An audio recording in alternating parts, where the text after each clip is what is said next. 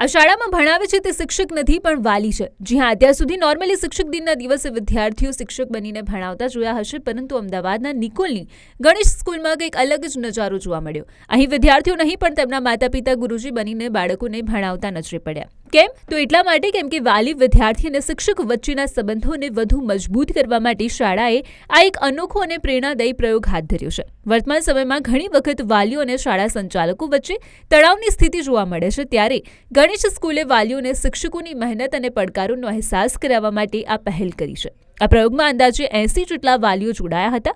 હાથમાં ચોક અને ડસ્ટર પકડીને જ્યારે વાલીઓ વર્ગખંડમાં ગયા ત્યારે તેમને સમજાયું કે ઘરે 1 કે 2 બાળકોને સંભાળવા અને ક્લાસમાં એક સાથે અનેક બાળકોને સંભાળવા વચ્ચે કેટલો મોટો તફાવત છે. શાળામાં શિક્ષકો બાળકોના બીજા માતા પિતા ગણાય છે અને આ અનોખા પ્રયોગ દ્વારા વાલીઓએ પણ અનુભવ્યું કે બાળકોને જ્ઞાન આપવાની સાથે તેમને શિસ્તમાં રાખવા એ કેટલું જવાબદારીભર્યું કામ છે. અને ભણાવ્યા બાદ વાલીઓએ પોતાના અનુભવો શેર કરતા જણાવ્યું કે આ એક દિવસના શિક્ષણ કાર્યથી તેમને શિક્ષકો પ્રત્યેનો આદર વધી ગયો છે.